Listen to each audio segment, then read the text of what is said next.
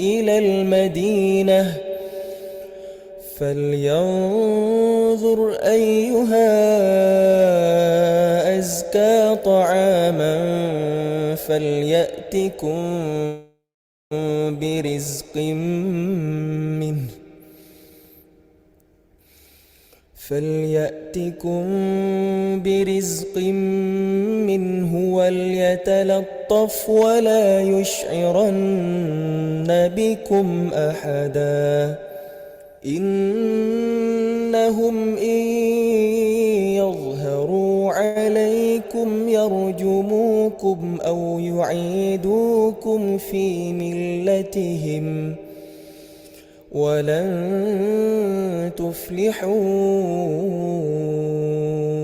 إذا أبدا وكذلك أعثرنا عليهم ليعلموا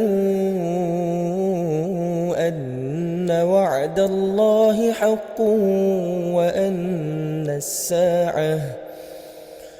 وأن الساعة لا ريب فيها إذ يتنازعون بينهم أمرهم فقالوا بنوا عليهم بنيانا ربهم أعلم بهم قال الذين غلبوا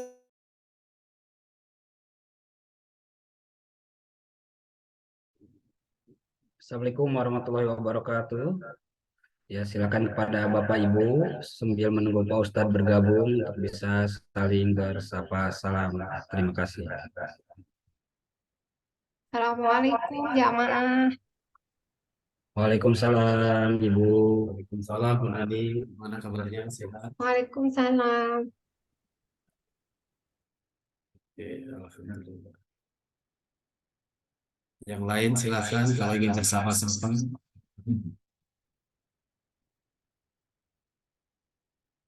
Yang kelihatan fotonya, Tani sudah ada. Assalamualaikum warahmatullahi wabarakatuh. Waalaikumsalam. Saya sudah hadir. Bu Susi, sehat? Ya, Alhamdulillah. semoga semuanya pada sehat. Amin. Ya Rabbal Alamin. Amin. Alhamdulillah ibu-ibu semua sehat ya. Izin bergabung. Assalamualaikum. Salam. Waalaikumsalam.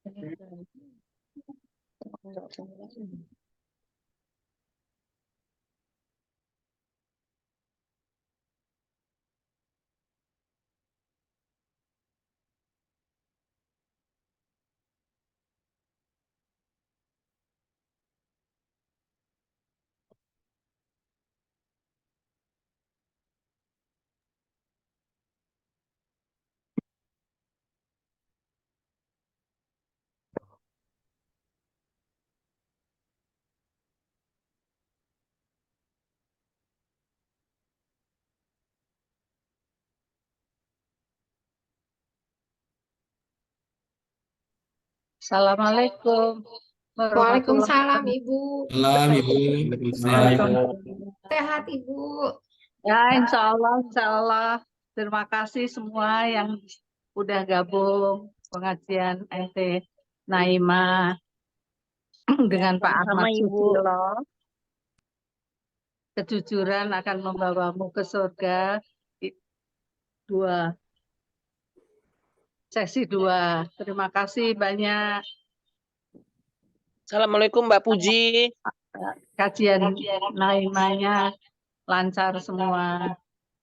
Amin. Amin. Ya Rabbal Alamin.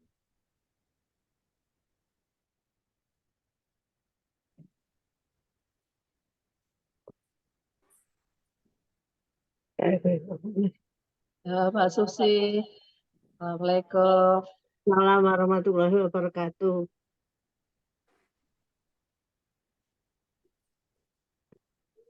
Mbak Puji sehat ya. Assalamualaikum. Eh, Insya Allah Mbak Neni, Alhamdulillah.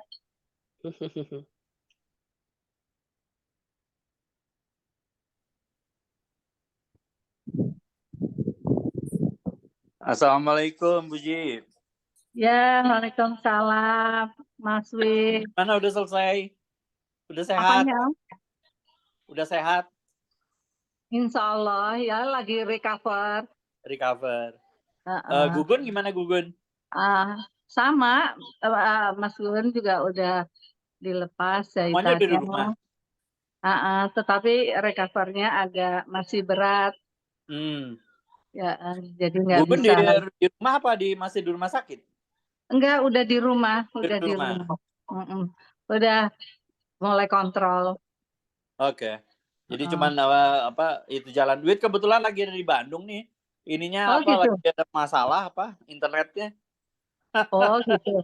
Iya. Mudah-mudahan bisa lancar ya, Mas Wid. Iya, semoga lancar semuanya. Amin, Gugun, amin. iya. Berapa lama itunya di operasinya waktu itu?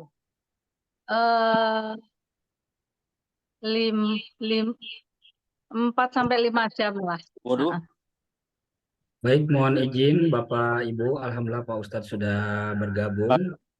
Yuk, masih. Yuk, Selanjutnya semoga sehat ya, Puji sama Gugun. kajian akan dibuka oleh Bapak Haji Gunawan atau yang mewakili. Terima kasih.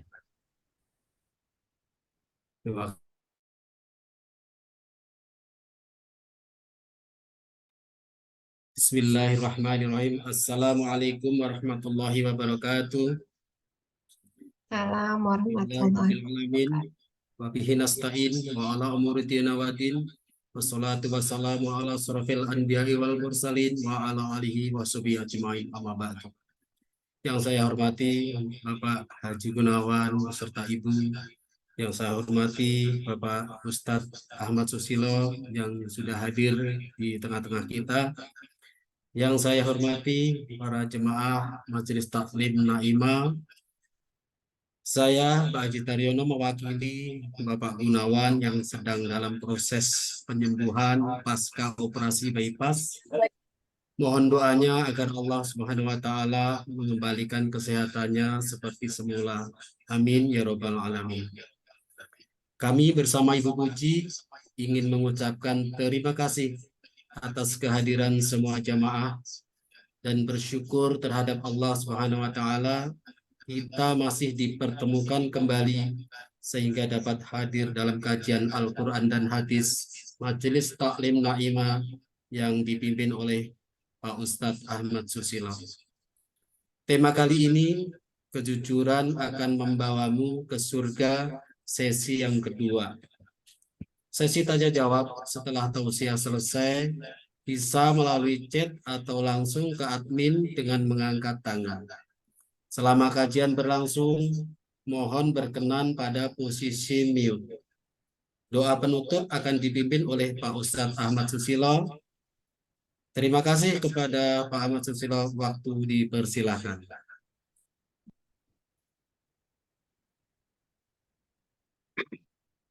Baik, jazakallahu khairan Pak Daryono selaku moderator. Bismillah.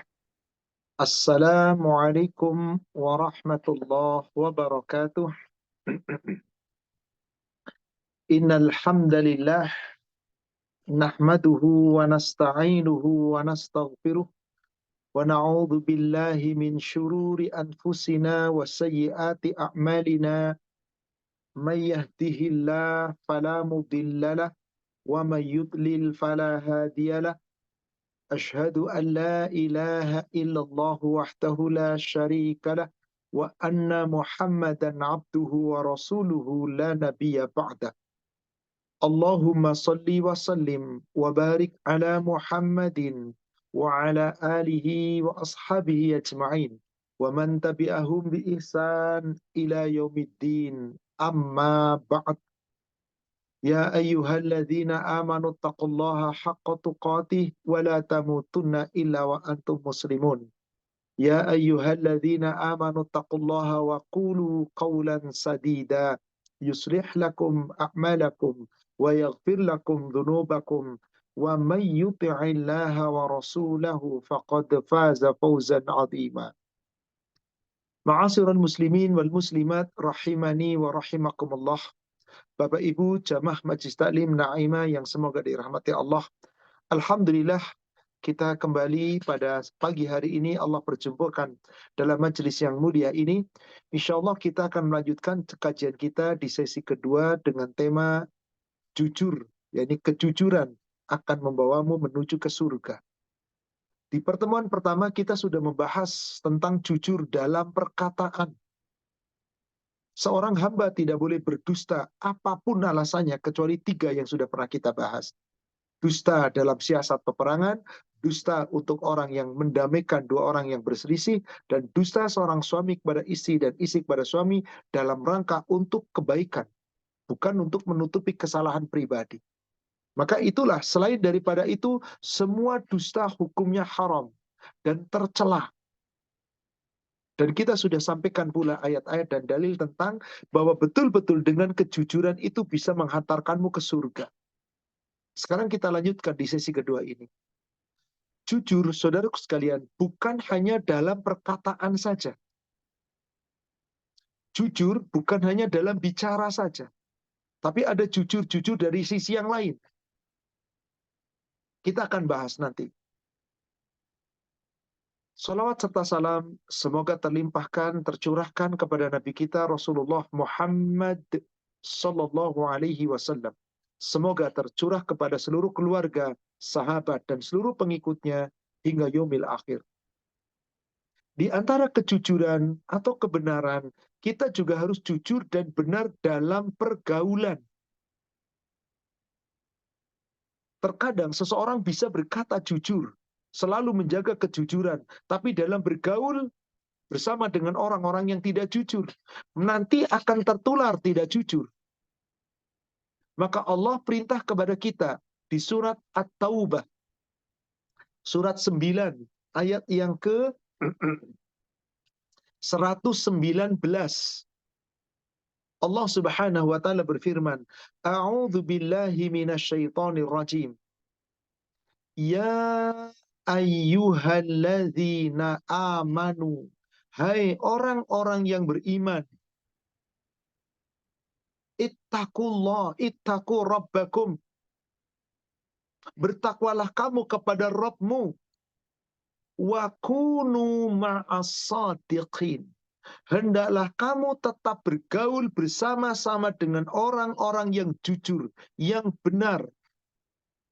Maka ketika kita telah menjaga kejujuran kita, lalu kita bergaul bersama orang-orang dekat kita, pilih orang-orang yang jujur. Pilih orang-orang yang benar. Jangan Anda memilih orang-orang yang tidak benar. Jangan Anda memilih orang-orang yang tidak jujur. Kalau Anda memilih orang-orang yang tidak jujur, orang-orang yang tidak benar, boleh jadi nanti kita akan ketularan. Boleh jadi Anda akan ikut-ikutan menjadi orang-orang yang tidak jujur, orang-orang yang tidak benar. Maka dalam memilih kawan kita harus baik. Dalam pergaulan kita harus baik. Ada kriteria, Rasulullah menyampaikan, memilih kawan. Kalau Anda memilih kawan dengan orang-orang yang baik, dengan Anda memilih kawan dengan orang-orang yang tidak baik, di antara tidak baik yang suka berdusta, suka menghina, mencela, menghina, yang kata-katanya kotor, ini termasuk kawan yang tidak baik. Rasul mengibaratkan seperti berkawan dengan penjual minyak wangi dan berkawan dengan tukang pandai besi. Ingat pesan Nabi. Al-mar'u ma'aman ahab. Seseorang akan bersama dengan orang yang dicintainya. Berarti carilah teman-teman yang kita cintai, yang jujur, yang benar, yang bisa membawa kita sama-sama menuju surga. Di dalam hadis riwayat Imam Muslim, nomor hadis 2256. 2256. Rasulullah Shallallahu Alaihi Wasallam menceritakan tentang perumpamaan dalam pergaulan. An Abi Musa, an Nabi Shallallahu Alaihi Wasallam, qala, dari Abu Musa al-Ash'ari, semoga Allah meridhoinya, bahwasanya dari Nabi Shallallahu Alaihi Wasallam beliau bersabda, Innama mathalul jalisi salih wal jalisi su kama milil misk. Sesungguhnya perumpamaan seseorang bergaul dengan orang-orang yang saleh dengan bergaul dengan orang-orang yang jahat, itu bergaul dengan orang soleh itu seperti bergaul dengan tukang minyak wangi. Wanafihal kir, yaitu pergaulan dengan orang soleh seperti bergaul dengan penjual minyak wangi. Bergaul dengan orang-orang yang tidak soleh, orang yang jahat, seperti bergaul dengan tukang pandai besi. Ketika orang-orang yang bergaul dengan orang-orang saleh, fahamilul miski imma an yukhdiyaka wa imma an tabta'a minhu. Ketika bergaul dengan orang saleh, terkadang kita diibaratkan seperti bergaul dengan penjual minyak wangi. Kita bisa ketularan bau wanginya, atau kita bisa membeli, atau kita bisa merasakan wangi. Andai kata kita tidak dapat wanginya, andai kata kita tidak dapat membeli, mengambil, maka kita pun akan ketularan wangi, berada di samping orang yang wangi. Sebaliknya, ketika bergaul dengan orang-orang yang buruk, yang akhlaknya jahat, orang-orang yang kata-katanya kotor, yang dusta, yang suka mencela, yang suka melaknat, dan seterusnya, maka bergaul dengan mereka diibaratkan seperti bergaul dengan tukang pandai besi. Dikatakan di sini, wa nafiqul kir imma an yukhriqa thiyabaka wa imma an jidarihan habisa khabisa.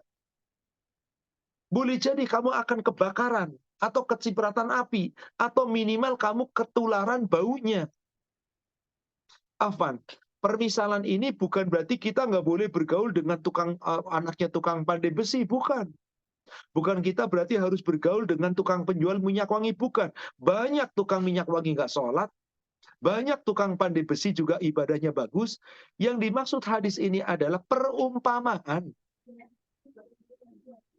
Kalau orang yang jujur, dan kita bergaul dengan orang jujur, kita akan ketularan jujur.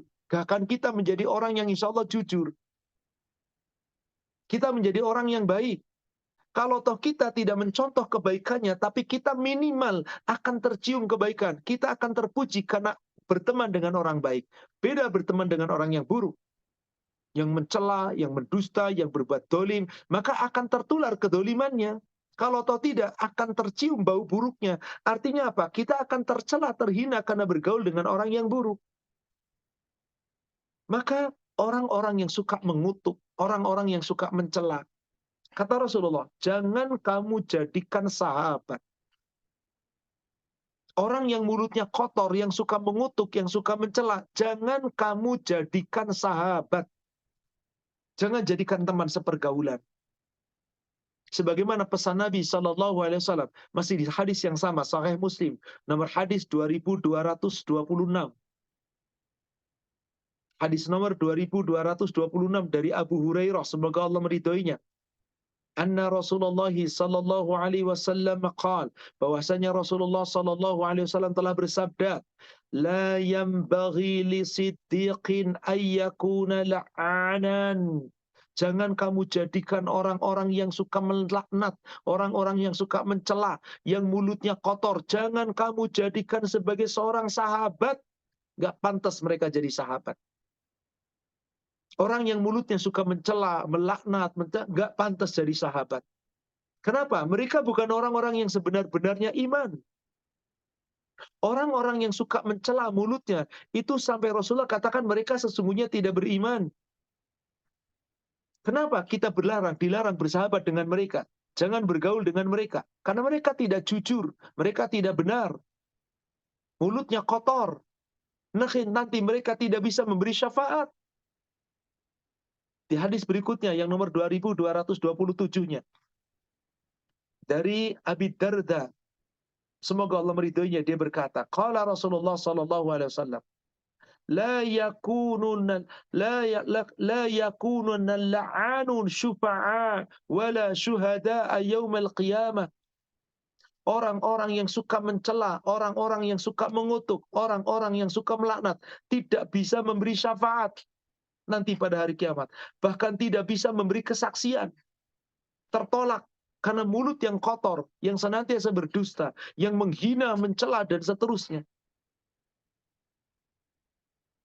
Maka orang-orang yang mulutnya kotor tidak layak kita jadikan menjadi sahabat. Tidak pantas kita jadikan menjadi teman sepergaulan. Karena orang yang mulutnya kotor sesungguhnya kata Rasulullah SAW, dia tidak sempurna imannya. Dia tidak sempurna imannya. Di hadis Bulughul Maram nomor hadis 1532. Kitab Bulughul Maram nomor hadis 1532. Dari Imam At-Tirmidzi telah dirafakan dia, disambungkan kepada Nabi dari Abdullah bin Mas'ud.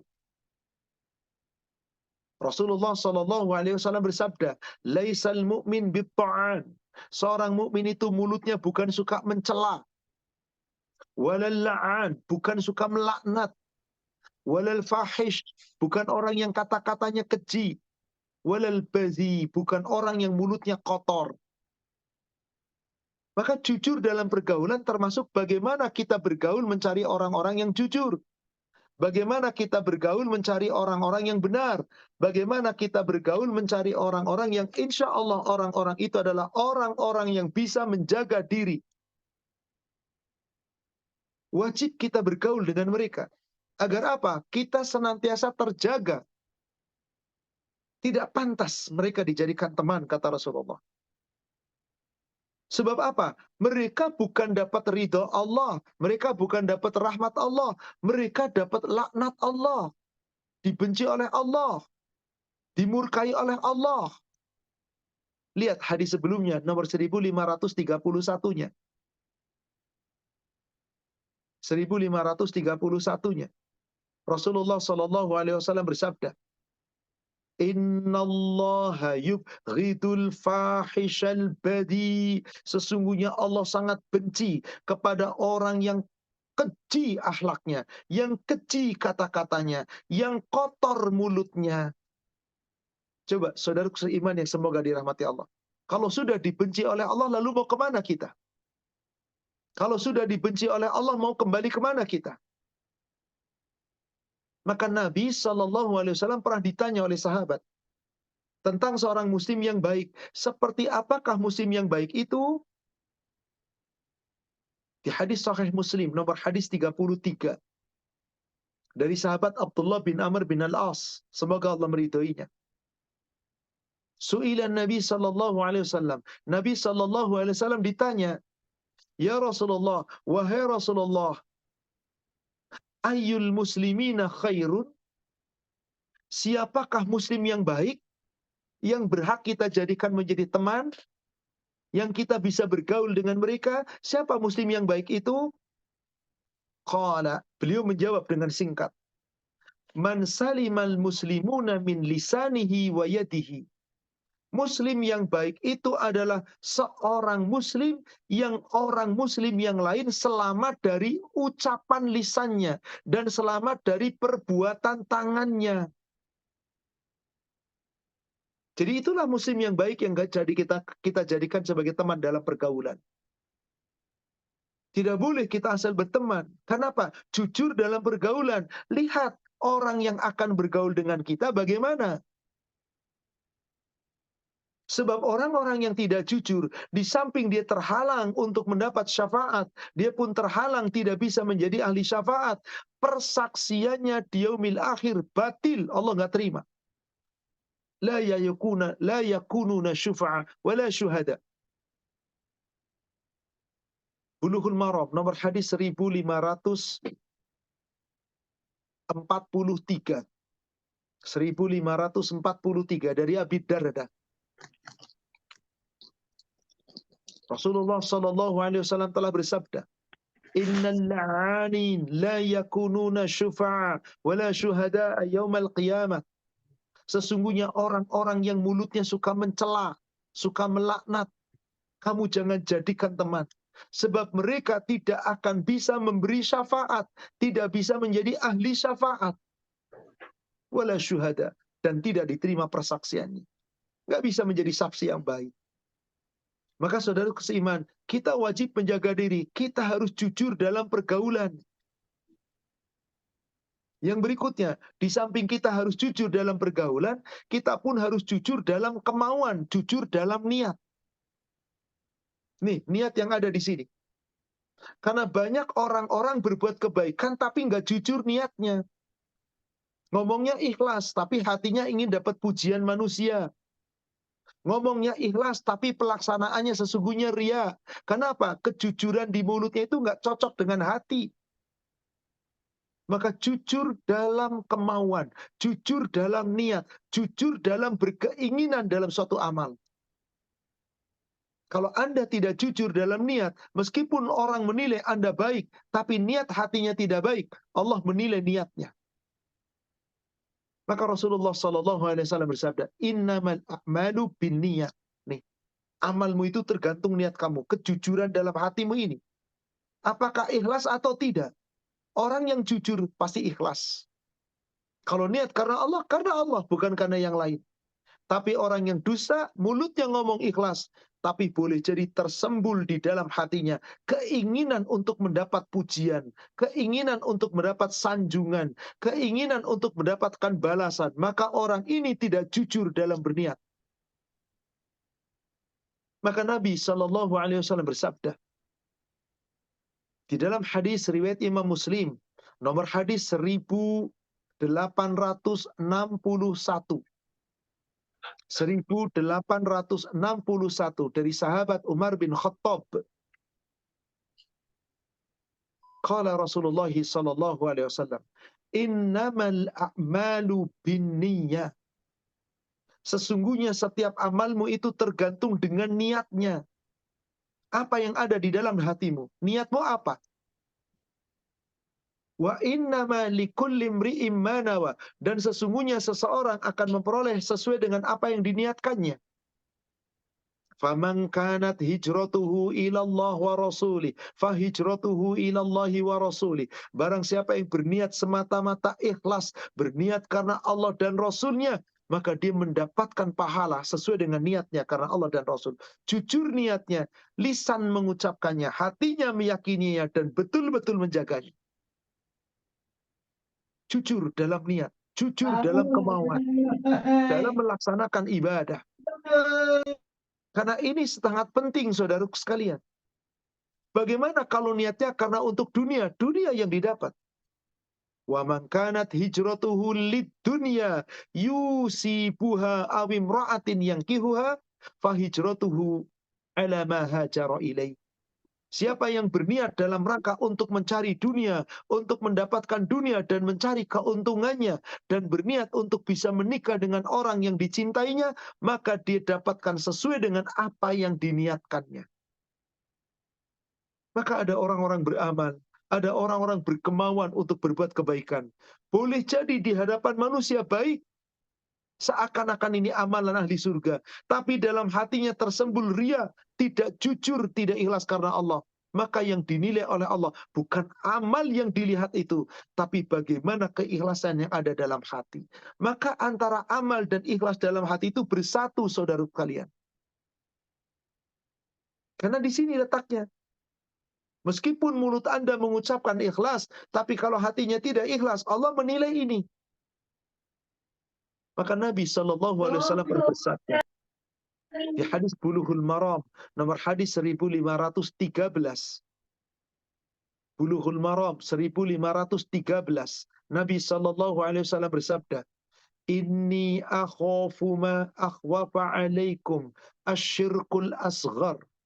Sesungguhnya yang paling aku takutkan terhadap kalian adalah syirik yang kecil. Apa itu syirik yang kecil? Ar-riya. Riya itu Rasul paling takut. Di mana letaknya riya? Ini di dalam hati Anda. Meskipun Anda mengatakan aku ikhlas, jujur perkataan Anda, mulutnya ngomong, tapi kemauan yang ada dalam hatinya tidak demikian, Allah tidak menilai. Allah tidak menilai, saudara sekalian. Maka inilah pentingnya kita berhati-hati. Berhati-hati dalam kejujuran dalam kemauan. Kejujuran dalam kita berniat. Sebab apa? Sebab andai kita tidak melakukan dengan sebenar-benarnya, hati Anda yang akan dinilai oleh Allah. Bukan ucapan di mulut Anda. Maka Allah hanya akan melihat apa? Ini pertama, keikhlasan dalam hati kita. Lalu bagaimana amal-amal kita yang tidak dikotori dengan riya. Maka di dalam riwayat Imam Muslim, di nomor hadis 2194. 2194 dari Abu Hurairah. Rasulullah sallallahu alaihi wasallam bersabda, "Innallaha la yanzuru ila suwarikum wa amwalikum, walakinnallah yanzuru ila qulubikum wa a'malikum." Sesungguhnya Allah tidak akan melihat rupamu. Keren kayak apa Anda? Cantiknya, gantengnya, seksinya kayak apa Anda? Nggak dilihat Allah. Mulut ucapannya kayak apa? Hebatnya retorikanya nggak dilihat Allah. Wa amwalikum, hartamu sebanyak apapun, pangkat jabatanmu setinggi apapun, nggak dilihat Allah. Walaki yanzuru ila qulubikum wa a'malikum. Akan tetapi Allah hanya akan melihat hatimu, yaitu ikhlasmu yang ada di dalam hatimu, ikhlasmu yang betul-betul sepenuh isi hatimu. Wa amalikum, dan amal-amal ibadahmu yang kamu lakukan sepenuh hatimu, ikhlas. Inilah kejujuran dalam beramal. Inilah kejujuran kita dalam berkeinginan, dalam berniat. Jangan sampai kejujuran itu dinodai. Sebab ketika hati itu tidak jujur, Allah Maha tahu. Maka saudara sekalian, ada orang-orang beramal, mulutnya ngomong ikhlas, tapi hatinya tidak jujur. Ingin dapat pujian, dipuji dapat. Ingin dilihat orang, terlihat populer, tapi nggak dapat apa-apa dari Allah. Maka berhati-hatilah. Dalam berkemauan niat, harus jujur. Karena Allah. Bukankah kita senantiasa mengatakan, Inna solati wa nusuki wa mahyaya wa mamati lillahi rabbil alamin. Katakanlah sesungguhnya salatku, ibadahku, hidupku dan matiku semata-mata karenamu ya Allah. Lillahi rabbil alamin. Karena Allah untukmu ya Allah, Rabb semesta alam. Bukankah Allah telah firmankan itu di surat 6 Al-An'am ayat yang ke-162? Berarti nggak boleh dikotori dengan apapun. Yang suka mengotori niat, kemauan, niatnya, ngomongnya, lisannya ikhlas, tapi tersembul dalam hatinya ingin dapat pujian, dipuji, dapat. Ingin populer, populer. Ingin dilihat orang, dilihat. Mohon maaf, betapa banyak sekarang orang tidak jujur dalam niat. Lihat kita di konten-konten. Orang berbuat baik, dipamerkan kebaikannya, lalu minta subscribe. Orang berbuat baik, dipertontonkan kebaikannya, lalu dia minta pujian. Dipertontonkan, disebar, maka orang lain melihatnya, orang lain memujinya, orang lain menghargainya, tapi Allah tidak membalas sedikit pun. Berhati-hatilah. Di hadis Muslim nomor hadis 2506, Sahih Muslim 2506, dari sahabat Abdullah bin Abbas, semoga Allah meridhoinya.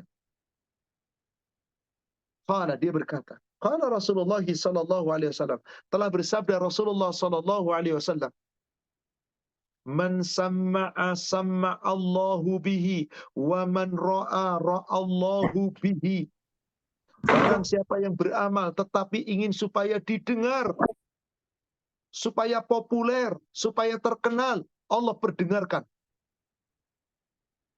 Barang siapa yang beramal tetapi supaya dipuji, maka Allah akan berikan pujian. Manusia memujinya. Barang siapa yang beramal tetapi karena ingin dilihat, Allah perlihatkan. Maka orang-orang lain melihat dan orang menyanjungnya. Tapi nol, nggak dapat apa-apa dari Allah. Tidak dapat apapun dari Allah. Inilah saudara sekalian, betapa penting jujur yang kedua. Jujur yang ketiga dalam kemauan. Dalam niat. Yang kemudian apa? Dibuktikan jujur pula dalam beramalnya. Karena Anda tidak akan dikatakan jujur ketika niatnya jujur, tapi tidak dibuktikan dengan amal. Harus dibuktikan dengan amal. Berikutnya, ketika kita jujur dalam janji. Dalam mengemban amanah. Mohon maaf, bagaimana kebanyakan manusia? Kalau janji, ingkar. Diberi amanah, khianat, tidak jujur. Sekarang kita bisa lihat. Na'udzubillah, sebagian dari para pembesar yang memegang amanah. Dia sudah berjanji. Tapi dia khianati janjinya. Dia ingkari amanahnya. Berarti dia tidak jujur. Padahal dia sudah berjanji. Sedangkan orang-orang yang beriman, yang beruntung, diantaranya adalah yang selalu menunaikan janjinya dan menunaikan amanahnya. Yang selalu menunaikan janjinya dan menunaikan amanahnya. Kalau tidak menunaikan dengan benar, tidak sempurna imannya. Tidak sempurna imannya. Di surat 23, surat Al-Mu'minun, di ayat pertama Allah katakan, Qad aflahal mu'minun. Sungguh beruntung orang-orang beriman itu. Siapa orang beriman yang beruntung? Diuruti mulai ayat 2. Alladzina hum fi salatihim khashi'un. Yaitu orang-orang yang khusyuk dalam salatnya. Dan seterusnya, lalu langsung menuju kepada ayat yang berikutnya. Yaitu ayat yang ke-8. Apa ciri orang yang beriman beruntung? Walladzina hum li amanatihim wa ahdihim ra'un. Yaitu orang-orang yang akan memberikan senantiasa janjinya ditunaikan, amanahnya ditunaikan. Yaitu orang-orang yang apabila dia diberi amanah, dijaga. Apabila dia berjanji, dijaga. Janjinya ditunaikan, amanahnya ditunaikan. Tidak didustakan. Siapapun di antara Umar beriman. Lalu dia dusta dalam janjinya. Berarti tidak jujur. Meskipun di hal yang lainnya jujur. Tetapi dari situ dia ada celaknya. Ketika dia diberi amanah, lalu dia khianat. Berarti dia tidak jujur. Dan ini peringatan bagi kita semua saudara sekalian. Katakanlah kita bukan pemimpin. Katakanlah kita bukan pejabat. Katakanlah kita bukan pemegang kekuasaan. Tapi Anda sebagai makhluk pribadi, Anda pun harus janjinya harus ditepati. Terutama suami, wahai Anda janji kepada istri, tepati janji terhadap istri. Wahai istri, Anda janji sama suami, tepati janji Anda kepada suami. Wahai suami istri, wahai orang tua, Anda janji kepada anak, tepati janji Anda kepada anak. Anda telah berjanji kepada orang lain, tepati janji Anda kepada orang lain. Jadi di sini saudara sekalian, yang namanya jujur bukan hanya dalam ngomong ucapan saja. Subhanallah, kompleks dalam segala hal. Dan sering ada orang jujur di ucapannya, tapi janjinya sering diingkari. Jadi dusta. Jujur dalam amanahnya, mengatakan saya akan memegang amanah, bahkan dengan bersumpah, tapi diingkari amanahnya. Bukankah itu ciri-ciri orang munafik? Subhanallah. Bukankah itu ciri-ciri munafik? Rasulullah SAW menyebutkan di hadis nomor 1514, Bulughul Maram. Ayatul munafikin salatatu. Ciri-ciri munafik, tanda-tanda munafik ada 3. Idza haddatsa kazzaba. Kalau bicara sering dusta. Wa idza wa'adta akhlaf. Apabila berjanji suka lupa, dilupakan janjinya, dia ingkari janjinya.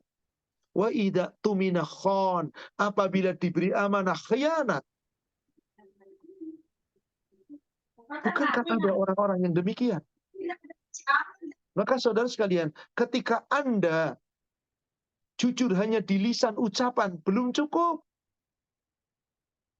Dalam janji diberikan amanah, kita harus jujur. Jangan mengkhianati. Kalau Anda mengkhianati berarti Anda belum mentaati Allah. Sebab Allah perintahkan kepada kita agar selalu mengemban amanah dengan baik. Jangan dikhianati. Anda berkhianat berarti ada pendusta. Di surat 8, surat Al-Anfal, ayat yang ke-27. Ya ayyuhalladzina amanu, hai orang-orang yang beriman, la tahunullah, jangan kamu mengkhianati Allah, wa rasul, jangan kamu mengkhianati Rasul, wa tahunu amanatikum wa antum ta'lamun, jangan kamu mengkhianati amanah-amanah yang dibebankan kepada kamu sedangkan kamu mengetahui. Jelas di sini. Gak boleh kita khianat kepada Allah, khianat kepada Rasul, khianat kepada sesama manusia yang telah memberikan amanah. Na'udzubillah. Bagaimana para pemimpin, bagaimana para pembesar yang berjanji akan memegang amanah, akan adil terhadap rakyat. Kemudian dia khianat, dia mendustai rakyatnya. Boleh jadi rakyatnya tidak tahu, tapi Allah pasti tahu. Maka resikonya begitu mengerikan, saudara sekalian. Di Bulughul Maram, nomor hadis 1518. Bulughul Maram, nomor hadis 1518. Dari Ma'qil bin Yasar. Rasulullah SAW bersabda, semoga Allah meridai Ma'qil bin Yasar. Ma min abdin yastar'aihi Allahu ra'iyatan. Siapa saja seorang hamba yang diberikan oleh Allah kemampuan untuk memimpin segolongan rakyatnya. Bisa RT yang paling rendah, RW, terus naik ke atas, lurah, camat, wali kota, atau bupati, terus naik lagi gubernur, naik lagi paling tinggi presiden, para pembantu presiden, menteri-menteri, para penegak negara yang katanya mengemban amanah rakyat, para anggota dewan. Andai Anda telah memegang jabatan, lalu Anda khianat, meskipun rakyat yang dikhianati tidak tahu, yamutu, lalu dia mati, wa yauma yamutu wa huwa ghashun li ra'iyatihi. Saat dia mati, dia pernah menipu rakyatnya ketika menjabat. Dan rakyatnya tidak tahu, dan dia tidak pernah minta maaf. Lalu dia mati. Illa harramallahu alaihil jannah. Melainkan Allah haramkan baginya surga. Na'udzubillah. Summa na'udzubillah. Diharamkan surga, saudara sekalian. Betapa ngeri para pemimpin, para pembesar, para pejabat yang telah mengatakan amanah dalam janjinya. Tetapi ternyata khianat. Meskipun rakyat yang dikhianati tidak tahu, tapi demi Allah, Allah tahu. Ingat ini hadis. Tolong camkan. Siapapun Anda yang pernah memimpin, segolongan rakyat dipimpin, lalu Anda mengkhianati rakyatnya, Anda mendustai rakyatnya, Anda tidak membela dengan sebenar-benarnya pembelaan, hanya untuk kepentingan pribadi, bahkan mengeruk kekayaan, apalagi sampai korupsi, na'udzubillah. Allah haramkan surga. Apa yang dimaksud ketika Allah haramkan surga? Nggak bakal mungkin bisa langsung masuk surga. Pasti harus neraka dulu, karena haram surga. Seiring dengan dosanya, sebanding dengan kedosa dan kesalahannya, maka mereka akan terjerumus di dalam neraka. Berapa lama? Sepanjang Allah menghendaki berada di dalam neraka. Inilah saudara sekalian, ternyata kejujuran bukan hanya di ucapan. Ingat tadi, pergaulan, kita harus jujur. Berteman, cari orang-orang yang jujur. Dalam niat, dalam kemauan, harus jujur, benar apa yang diniatkan dengan yang diperbuatkan. Dalam janji, ketika Anda berjanji, ketika Anda mengemban amanah, ketika Anda telah mendeklarkan bahwa saya akan mengemban amanah, maka saat itu Anda sudah berjanji, tepati janji Anda. Kalau ada yang tidak menepati janji, berarti khianat. Dia telah mendolimi. Sedangkan Allah perintahkan, jangan khianati Allah dan Rasul. Maka betapa berat, saudara sekalian, orang-orang yang menyatakan diri ingin menjadi para pemimpin, para pembesar, para pejabat, andai dia tidak jujur dalam kepemimpinannya, andai dia khianat dalam kepemimpinannya, boleh jadi yang dipimpinnya rakyatnya tidak tahu sekali lagi, tapi Allah tahu. Berhati-hatilah. Jangan sampai terjerumus. Berhati-hatilah. Kejujuran dari segala hal, bukan hanya sekedar ucapan. Jujur dalam janji. Yang berikutnya, kita harus jujur dalam kenyataan sehari-hari. Di antaranya jujur dalam persaksian, di antaranya jujur dalam pemberitaan, di antaranya jujur dalam menanggapi segala macam bentuk pemberitaan dan yang lainnya. Karena betapa banyak orang tidak jujur tentang itu.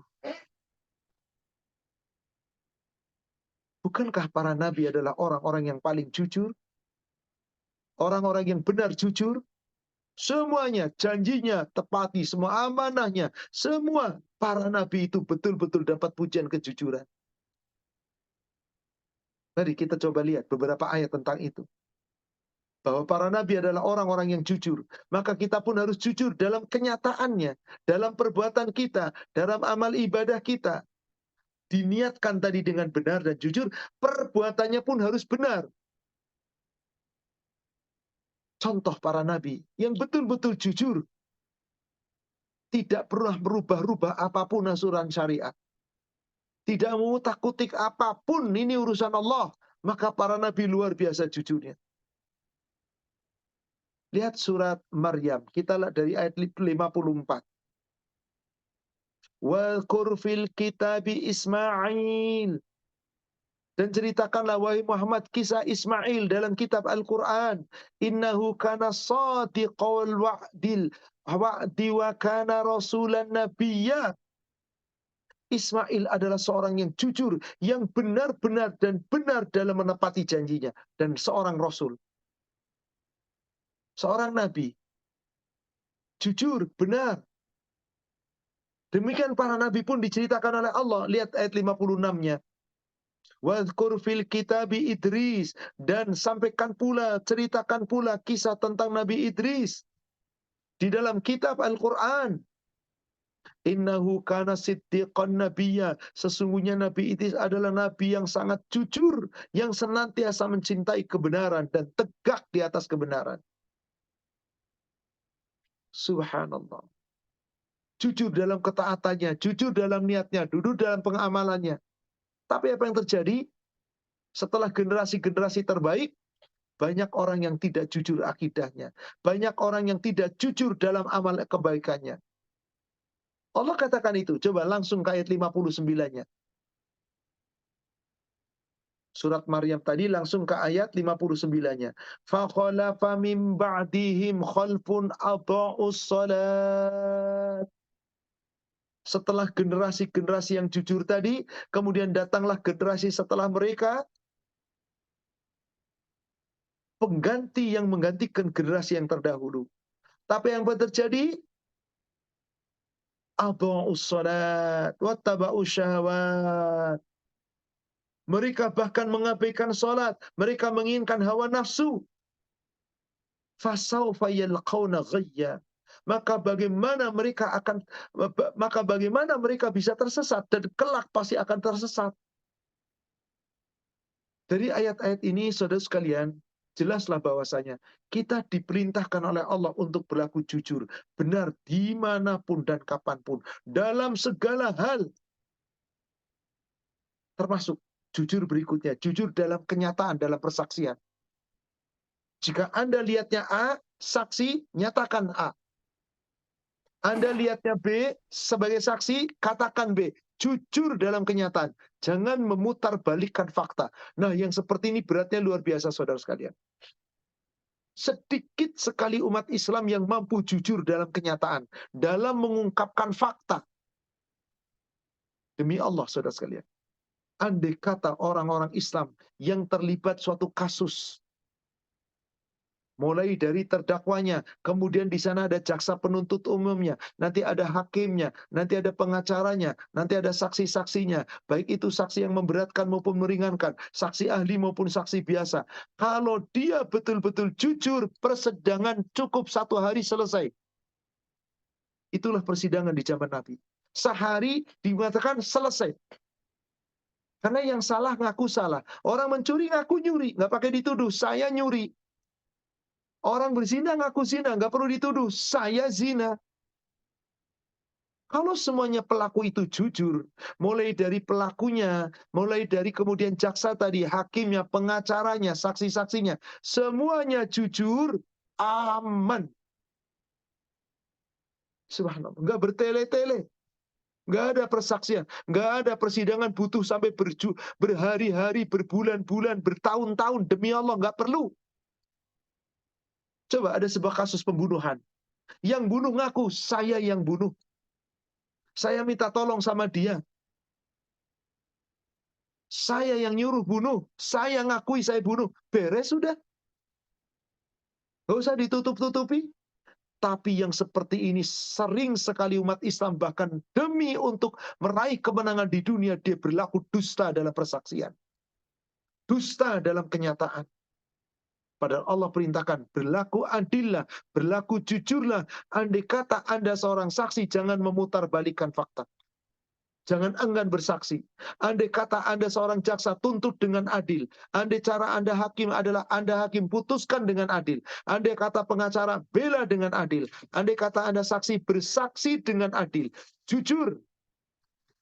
Ini berat, saudara sekalian. Demi Allah ini berat. Tapi Allah perintahkan itu. Coba kita lihat ayatnya. Surat An-Nisa, surat 4. Ayat 135. Surat An-Nisa, surat 4, 135. Ya ayyuhalladzina amanu, wahai orang-orang yang beriman, kunu qawwamina bil qist syuhada'a lillah. Jadilah kamu penegak keadilan dan jadilah kamu saksi-saksi yang adil karena Allah. Walau ala anfusikum awil walidain wal aqrabin. Meskipun persaksian itu menyangkut dirimu sendiri atau menyangkut kedua orang tuamu atau menyangkut kerabat-kerabatmu. Iyakun ghaniyan aw faqira fallahu aula bihima. Meskipun yang terdakwa itu orang kaya atau orang fakir, maka tetap berlaku adil, jangan berat sebelah, jangan curang, jangan Anda hanya menangkan orang-orang yang besar, lalu rakyat miskin Anda kalahkan. Berlaku adillah, kata Allah.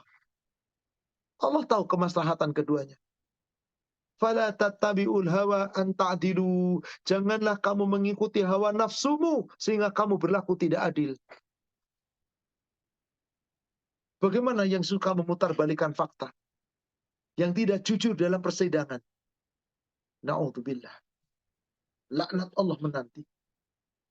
Kata Allah, wa in talwu aw tu'ridu, jika kamu memutarbalikkan fakta atau kamu enggan menjadi saksi, fa innallaha kana bima ta'maluna khabira. Sesungguhnya Allah itu maha mengetahui dan maha menyaksikan, maha teliti terhadap apapun yang kamu perbuat. Jadi saudara iman yang semoga dirahmati Allah, bukankah dalam hal persaksian kita harus jujur? Bukankah dalam penegakan keadilan kita harus jujur? Maka kita wajib jujur dalam kenyataan ketika bersaksi di dalam dunia nyata. Ketika beramal dalam dunia nyata, katakan yang jujur, salah katakan salah, benar katakan benar. Nggak ada abu-abu. Coba lihat kalau ada ayat ini dipraktekkan oleh umat Islam, apalagi para pelaku pengadilan, mulai dari jaksa, hakim, dan yang lainnya semuanya. Coba bayangkan Bapak Ibu, andai kata ayat tadi Ayat tadi ini surat An-Nisa ayat 135 kita pampang di pengadilan. Saya yakin ini lebih baik daripada cuma di timbangan. Apa logonya pengadilan? Timbangan, seimbang. Alah, jangan cuma logo. Sampaikan ayat ini, tulis besar-besar. Hakimnya yang akan memutuskan suruh baca. Jaksa penuntut umumnya suruh baca. Pelakunya yang tertuduhnya suruh baca. Lawyernya yang membelanya suruh baca. Saksi-saksinya yang memberatkan, yang meringankan. Saksi ahli, saksi bukan ahli, suruh baca. Takutlah kepada Allah. Aman. Pengadilan cukup singkat. Inilah pengadilan di zaman Nabi. Singkat, jelas, padat, tidak bertele-tele. Kenapa? Karena sahabat semuanya dalam keadaan jujur, benar. Mereka semua sadar kebenaran menghantarkan ke surga. Apa yang terjadi zaman sekarang? Pantas tadi disebutkan di surat Maryam, di ayat yang terakhirnya, bahwasanya kita harus berlaku senantiasa jujur. Para nabi-nabi adalah jujur. Kisah mereka adalah jujur. Lalu bagaimana dengan kita? Kalau sahabat luar biasa. Tapi kita kadang-kadang demi untuk meraih bebasnya dunia, Anda salah tapi Anda berani dusta. Tolong perhatikan ayat ini. An-Nisa 135. Bahkan kita wajib duduk dalam persaksian. Meskipun persaksian itu memberatkan. Baik itu untuk diri kita sendiri, untuk orang tua kita, kerabat-kerabat dekat kita, untuk siapapun, untuk orang kaya, untuk orang miskin, tetap Anda harus jujur, Anda harus adil. Bagaimana jika Anda memutarbalikkan fakta? Atau Anda tidak mau bersaksi, padahal Anda tahu sebagai saksi. Atau Anda berdusta dalam persaksian, padahal Anda tahu itu dusta. Kalau pengen kenyamanannya dunia, pengen suksesnya dunia, nggak tahu masa bodoh. Yang penting saya senang. Yang penting saya nikmat. Yang penting saya dapat. Itulah manusia. Sering tidak jujur dalam kenyataan. Tidak jujur di dalam sebuah kenyataan yang ada. Kalau Anda salah, katakan salah. Kalau Anda benar, katakan benar. Ayat tadi kasusnya adalah jika Anda bersaksi untuk saudara Anda, untuk diri Anda, orang tua Anda, orang yang Anda cintai. Saya yakin kita akan bersaksi. Kalau bisa meringankan, kalau bisa bebas. Gimana persaksian sehingga membuat bebas keluarga kita? Bukan mencari keadilan, mencari pembenaran. Wahai saudara seiman, Anda boleh jadi mendapatkan nikmat. Dari sisi duniawi, dari sisi kedudukan, pangkat jabatan, dan yang lainnya. Tapi jangan pernah Anda berharap itu. Nanti di yaumil akhir, di padang mahsyar, ketika Anda berlaku tidak adil. Maka terhadap siapapun, meskipun itu adalah orang yang kita cintai, salah, katakan salah. Orang tua kita salah, kalau aku tahu dia salah, bahkan resikonya penjara 20 tahun, katakan salah. Kalau Anda memutarbalikkan fakta, Anda tidak mau jadi saksi, awas, ingat ada ancaman dari Allah. Allah Maha teliti terhadap yang kamu kerjakan. Dari sini, saudara-saudara iman yang semoga dirahmati Allah, jujur dalam kenyataan itu berat, saudara sekalian. Apalagi kalau menyangkut kepada diri sendiri. Apalagi kalau menyangkut kepada apa? Kepada kerugian untuk diri kita, materi dan keluarga. Rasanya pengen membela. Kalau perlu gak perlu dituntut, kalau perlu bebas. Inna lillahi wa inna ilaihi rajiun. Silakan kita merenung dengan ayat ini. Bukankah para pelaku pengadilan, siapapun rata-rata sulit untuk jujur, untuk benar?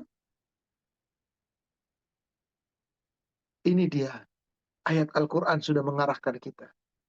Sekarang saya balik. Kalau tadi Anda bersaksi untuk orang yang Anda cintai, pasti kecenderungannya ingin membela. Yang tadinya tuntutannya berat, ingin dicari bagaimana caranya sehingga menjadi ringan. Saya yakin itulah tujuan kita. Tapi kata Allah nggak boleh. Meskipun itu orang yang kita cintai. Meskipun itu orang yang kita sayangi. Bahkan terhadap diri sendiri sekalipun. Tapi ketika orang-orang itu punya rasa takut. Dan dia sadar harus jujur di hadapan Allah. Karena kejujurannya yang akan bawa ke surga. Dia tidak akan pernah berubah terhadap yang hak. Kalau saudaranya salah, dikatakan salah. Orang tuanya salah, dikatakan salah. Bukankah Nabi SAW pernah berkata di atas mimbar, ketika ada seorang wanita bangsawan mencuri. Saat itu apa? Ingin dibebaskan wanita itu. Ditebus bahkan dengan harta kekayaan.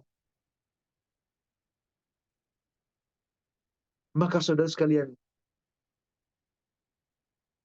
saat-saat itu kita ingin menolong orang yang kita cintai semampu kita. Bagaimana kalau orang yang kita tuntut? Bagaimana kalau orang yang kita bersaksi untuknya adalah musuh kita? Orang yang kita benci. Kira-kira apa yang akan Anda lakukan? Coba Bapak Ibu silakan jawab pertanyaan saya. Bapak Ibu menjadi saksi. Qadarullah, saksi ini adalah persaksian yang sangat berat. Kejadian yang sangat berat, dosa yang sangat besar. Tapi tidak ada satupun saksi yang melihat dosanya kecuali kita. Dan yang berbuat dosa adalah saudara kandung kita, orang tua kita, adik kita, dan handetolan yang kita cintai. Kira-kira Anda akan bersaksi jujur atau dusta? Rata-rata dusta. Demi selamatnya saudara kita. Anda nggak selamat di hadapan Allah. Meskipun selamat di hadapan saudara. Inilah yang banyak terjadi. Sekarang bagaimana kalau kasusnya bukan saudara dekat, tapi orang yang kita benci? Anda begitu benci kepada si fulan. Sebetulnya Anda benci tidak tanpa sebab. Ada sebabnya, mereka dulu yang keterlaluan. Si fulan ngawurnya luar biasa. Zolimnya kepada Anda luar biasa. Sehingga tertanam kebencian kepada si fulan. Nggak ada masalah yang seperti ini. Karena kenapa sampai dia seperti itu? Ada alasannya, ada penyebabnya. Suatu ketika orang yang tadi, si fulan tadi, yang sangat membenci Anda, yang sangat menyakiti Anda, tiba-tiba harus menghadiri pengadilan dengan tuntutan. Anda harus menjadi saksi. Bahkan mungkin Anda menuntut sebagai penuntut umum, jaksa yang memutuskan. Lalu orang yang Anda benci itu berbuat terjadi perkara. Anda yang akan memutuskan apa yang akan Anda lakukan. Kalau kasusnya itu ringan, diperberat atau diberat-beratkan. Kalau kasusnya sangat berat, tambah berat. Tapi Allah melarang. Haram hukumnya. Meskipun kamu benci dengan suatu kaum, lalu kamu memutuskan hukum tidak sesuai aturan Allah, Allah benci dan tidak boleh. Lihat surat 5, surat Al-Ma'idah ayat yang ke-8. Kalau surat An-Nisa 135 tadi untuk orang-orang yang saudara dekat kita, orang yang kita cintai, kalau di sini kebalikannya. Tapi tetap disuruh adil, kata Allah. Surat 5, surat Al-Ma'idah ayat ke-8. Ya ayyuhalladzina amanu kunu qawwamina lillah syuhada'a bil qist. Hai orang-orang yang beriman, jadilah kamu sebagai penegak keadilan dan jadilah menjadi saksi yang adil dan jujur dengan seadil-adilnya. Wala yajrimannakum syana'anu qaumin ala alla ta'dilu. Jangan sampai gara-gara kebencianmu dengan suatu kaum, mereka punya kasus, lalu Anda menjadi saksi. Mereka sesungguhnya ringan kasusnya. Awas, jangan sampai ada tidak adil. Gara-gara kebencianmu kepada suatu kaum yang harusnya ringan, kadang-kadang ditambah berat. Dituntut seberat-beratnya. Ingat, jangan demikian. I'dilu huwa aqrabu littaqwa. Berlaku adillah. Berlaku adillah. Karena berlaku adil itu lebih dekat kepada takwa. Wattaqullah. Dan bertakwalah kamu kepada Allah. Bertakwalah kamu kepada Allah. Innallaha khabirum bima ta'malun. Sesungguhnya Allah Maha menyaksikan. Allah Maha teliti. Allah Maha mengetahui apapun yang kamu kerjakan. Jadi menurut ayat ini saudara sekalian, gak ada yang bisa ngeles di sisi Allah. Maka silakan, Anda mau berkata dusta di dunia, monggo. Anda mau berkata jujur, silakan. Anda mau durhaka, terserah Anda. Anda mau taat, disiplin, itu pun untuk Anda. Jadi saudara sekalian, dari uraian ini jelaslah bahwasanya jujur bukan hanya di lisan semata. Jujur bukan hanya ucapan di lisan semata, tapi jujur mencakup semua sendi-sendi kehidupan kita. Jujur dalam perkataan wajib, jujur di dalam janji wajib, jujur dalam pergaulan wajib, jujur dalam kemauan wajib. Wajib kita jalankan kepada siapapun dalam keadaan apapun. Kalau itu betul-betul kita laksanakan, maka Allah berikan jaminan surga. Surga saudara sekalian. Maka tadi ingat perintah peringatan Allah. Wala yajrimannakum sana'an. Jangan sampai kebencianmu kepada suatu kaum. Gara-gara itu kemudian apa? Lalu kamu berlaku tidak adil. Ala ta'dilu. Ala ta'dilu. Sehingga kamu tidak berlaku adil. I'dilu, berlaku adillah. Huwa aqrabu littaqwa. Adil lebih dekat dengan takwa. Takwa itulah yang menghantarkanmu ke surga. Wattaqullah. Dan bertakwalah kamu kepada Allah. Innallaha khabirum bima ta'malun. Sesungguhnya Allah Maha menyaksikan apapun yang kamu kerjakan. Allah Maha mengetahui, bahkan isi hati Allah tahu. Maka berhati-hatilah. Berlaku jujurlah. Berlaku adillah. Lisan, dalam pergaulan, dalam janji, dalam kenyataan, termasuk jujur untuk diri kita sendiri dalam menghadapi tuntutan apapun, termasuk jujur kepada kedua orang tua kita. Jujur pula kepada saudara-saudara kita, kepada siapapun, hatta musuh kita. Kalau A, katakan A. B, katakan B. Keluarga kita salah, katakan salah. Musuh kita benar, katakan benar. Kalau umat Islam sudah demikian, kejujurannya sudah paripurna, mencakup segala keperbuatannya. Subhanallah. Nikmat. Maka dari kejujuran inilah, dari kebenaran inilah, jaminan Allah masuk surga. Mana dalilnya bahwa kejujuran itu yang menghantarkan Anda ke surga? Surat 5, surat Al-Ma'idah, ayatnya ayat 119. Surat 5, surat Al-Ma'idah, ayat 119. Allah Subhanahu wa ta'ala berfirman, Hadza yawma yanfa'u sadiqina sidquhum. Inilah suatu hari di mana orang-orang yang jujur di dunia, yang shadiq, yang benar, akan memperoleh manfaat dari kejujurannya. Manfaat dari kebenarannya. Apa itu manfaatnya? Lahum jannatun tajri min tahtihal anharu khalidina fiha abada. Bagi mereka telah Allah sediakan apa itu surga yang mengalir sungai-sungai di bawahnya. Mereka kekal di dalamnya selama-lamanya. Radhiyallahu anhum wa radu'an. Allah ridho kepada mereka, mereka pun ridho kepada Allah. Dzalikal fawzul azim. Itulah suatu kemenangan yang sangat besar. Kemenangan yang agung, kemenangan yang akan menjadikan seorang hamba meraih surga. Kejujuranmu akan membawamu ke surga. Demikian, dengan demikian sesi kedua ini kita telah sudahi. Saya kembalikan lagi kepada admin. Silakan akhi, kita bisa lanjutkan dengan sesi tanya jawab. Baik, terima kasih Pak Ustadz atas penjelasan dan kajian yang telah disampaikan. Selanjutnya ada pertanyaan dari jemaah.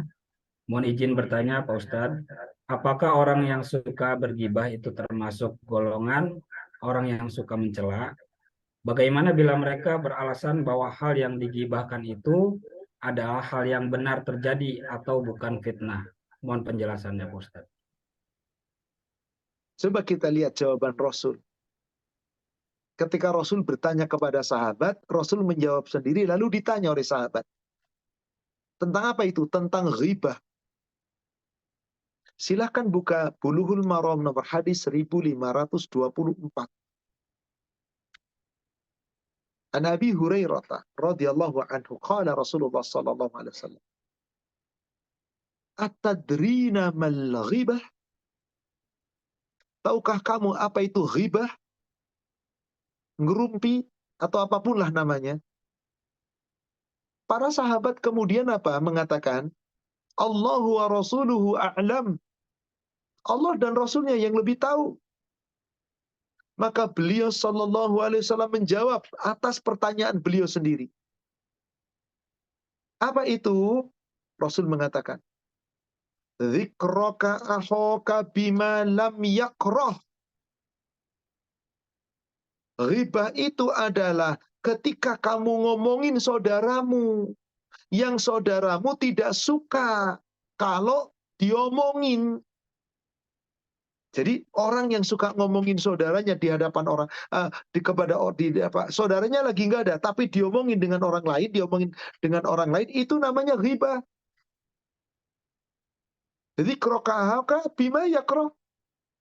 Sahabat bertanya, kila ya Rasulullah, in kana fi akhihi ma aqul. Bagaimana kalau apa yang kita katakan memang benar ada pada saudara kita? Kan tadi pertanyaannya begitu. Ustadz, kita lagi ngomongin orang, tapi memang begitu orangnya. Katakanlah ada orang namanya si Fulan. Si Fulan itu orangnya jelek, orangnya pendusta, orangnya sering bohong, orangnya itu pokoknya akhlaknya jelek. Lalu saya dengan Ahi ngomong, Ahi tahu nggak si Fulan? Si Fulan itu ternyata begitu ya, orangnya akhlaknya buruk ya, suka ini ya, suka itulah. Saya lagi ngomongin dia, memang begitu dia. Memang itu adanya. Sering orang ngeles.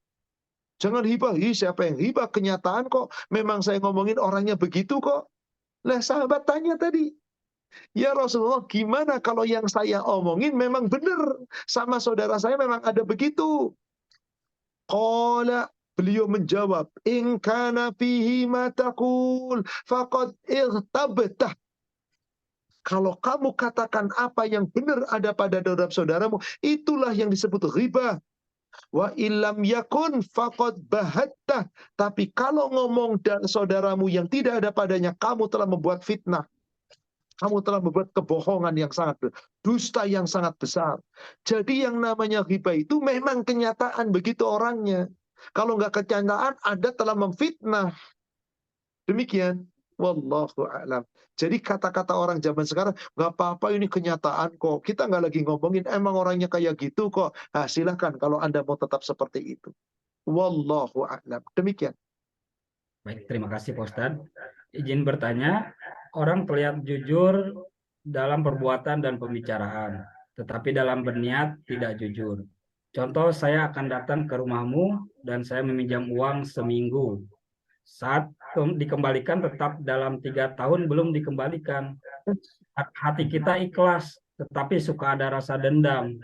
Dan ditambah terkadang suka pamer kekayaan dan pamer akan anak-anaknya. Mohon pencerahannya Pak Ustadz. Itulah manusia. Rasa-rasanya kalau orang mau ngutang itu pasti ngomongnya jujur deh. Ngomongnya doang. Tapi niatnya udah nggak jujur, dalam hati Allah tahu. Kalau niatnya jujur pasti dikembalikan sesuai dengan waktu yang ditentukan. Kalau Anda belum mampu, Anda akan minta keikhlasan, aku belum mampu. Orang seperti ini termasuk pendusta, ingkar janji. Kadang-kadang bahkan ketika mereka berutang, ditagih, marahan dia. Pantas Rasulullah di dalam doanya minta berlindung. Dari apa? Dari bahaya terlilit utang. Ketika Rasul ditanya, ya Rasulullah, berapa utang Anda? Anda kok sampai di dalam sholat Anda berdoa minta terhindar dari utang? Allahumma inni a'udzubika min adzabi jahannam wa min adzabil qabr wa min ma'sam wa minal maghram. Ya Allah, aku berlindung kepadamu dari bahaya azab neraka, dari azab kubur. Dan aku berlindung kepadamu, ya Allah, dari perbuatan dosa. Dan aku berlindung kepadamu, ya Allah, dari terlilit utang. Rasul ditanya, punya utang berapa Anda ya Rasulullah? Nggak punya utang. Kenapa sampai berlindung dari utang? Kata Rasul, orang yang berutang itu biasanya kalau ngomong bohong. Kalau janji ingkar. Amanahnya khianat. Persis seperti yang ditanyakan. Lah janjinya sekian pekan, janjinya sebulan, kok 3 tahun belum dibayar. Sudah begitu dia pamer kekayaan lagi di medsos. Maka kalau ada orang seperti ini berlaku hadis. Di nomor hadis 888. Bulughul Maram. Dari Amir bin Syari, dari bapaknya, dari datuknya. Qala Rasulullah sallallahu alaihi wasallam. Telah bersabda Rasulullah sallallahu alaihi wasallam. Apa kata Rasulullah? Orang-orang yang mampu membayar utang, dia punya harta, apalagi dipamerkan di sosmed. Halal kehormatannya, halal harga dirinya. Yuhillu irdahu wa uqubatahu. Orang yang suka menahan-nahan pembayaran utang itu zalim, saudara sekalian. La yulwazidu zulmun. Jadi kalau ada orang seperti itu, halal kehormatannya, halal harga dirinya, halal kerampasan hartanya. Maksudnya apa? Orang itu laporkan kepada yang berwajib. Tercemar namanya, dilaporkan kepada yang berwajib. Tapi bukan dilaporkan kepada semua orang. Dan boleh dirampas hartanya sebanyak berapa hutangnya. Sampai demikian. Wallahu a'lam. Baik, pertanyaan selanjutnya. Mohon izin bertanya, Pak Ustadz. Bagaimana jika seorang suami tidak jujur kepada istri mengenai keuangan? Misalnya sering memberi uang kepada saudaranya tanpa memberitahu istri. Kalau ditanya tidak mau mengakui. Mohon pencerahannya, Pak Ustadz. Baik. Seorang suami tidak jujur dalam keuangan kepada istrinya halal. Saya katakan halal. Selama suami telah mencukupi kebutuhan istrinya. Istri tidak boleh mengungkit-ungkit. Contoh. Suami punya gaji 25 juta. Istri butuh belanja 10 juta. Istri dikasih 20 juta. Mas, berapa gajimu? Gak usah ngasih tahu, halal. Yang 5 juta, pakai, ambil. Jadi dalam hal ini, suami tidak harus jujur mengatakan, nih gajiku sekian. Maaf, bukan berarti tidak boleh ya. Sekali lagi, selama suami telah memberikan kebutuhan kepada istrinya, bahkan cukup. Uang belanja sudah dikasih. Uang bulanan, uang pribadi dikasih, sudah cukup. Maka suami tidak perlu jujur kepada istrinya dalam memberikan. Memberi kepada saudaranya, memberi kepada keluarganya, nggak perlu minta izin sama istri. Ini secara hukum Islamnya demikian. Tapi dalam hukum berkeluarga, berumah tangga, ya yang terbaik adalah jujur. Coba, Anda seorang suami meskipun nyari duit sendiri, istri sudah dicukupi kebutuhannya. Lalu Anda punya kebutuhan lebih. Lalu Anda telah berbagi kepada orang lain, saudara-saudara Anda. Ketika Anda tidak memberitahu istri, suatu ketika orang lain yang tahu lalu cerita sama istri, marah istri Anda, ribut. Bisa jadi ribut, maka terbuka jauh lebih baik. Jujur jauh lebih baik. Tapi artinya ketika suami menyembunyikan hartanya, tapi tidak dengan dusta, menyembunyikan hartanya, supaya istri tidak tahu semuanya dengan tujuan untuk kebaikan halal. Berbeda dengan istri yang menggunakan harta suami. Belanja dari harta suami, awas hati-hati wahai istri. Anda nggak boleh dusta, Anda nggak boleh diam-diam memberikan kecuali dengan izinnya, kecuali harta yang telah menjadi milikmu. Demikian, wallahu a'lam. Terima kasih Pak Ustadz. Pertanyaan selanjutnya, bagaimana dengan orang yang lisannya mudah sekali mengucapkan kalimat plesetan, mohon maaf, anjir, buset, dan lain sebagainya? Apakah ini juga tergolong sebagai lisan yang kotor yang tidak bisa memberikan syafaat? Terima kasih Pak Ustadz. Jelas sekali kata-kata itu kata-kata kotor. Kata-kata itu meskipun dipakai sehari-hari, tapi Pak, semua orang tidak akan setuju. Silakan kata-kata itu Anda ngomong di sekolahan, di hadapan guru, di hadapan orang tua. Berani nggak ada? Apa sih bagusnya ngomong buset, anjir, dan seterusnya? Tolong buang, tinggalkan. Tolong buang, tinggalkan. Karena itu termasuk mulut yang kotor. Maka apakah termasuk tidak memberi syafaat? Seperti itu tadi hadisnya.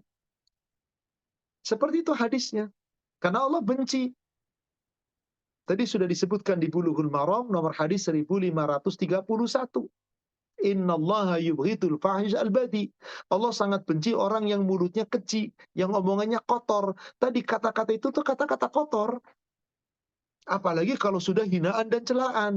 Akibatnya apa? Bulughul Maram tadi nomor berikutnya 1543-nya dari Abi Darda. Nggak dapat syafaat. Tidak bisa memberi syafaat. Bahkan tidak bisa menjadi saksi nanti pada hari kiamat.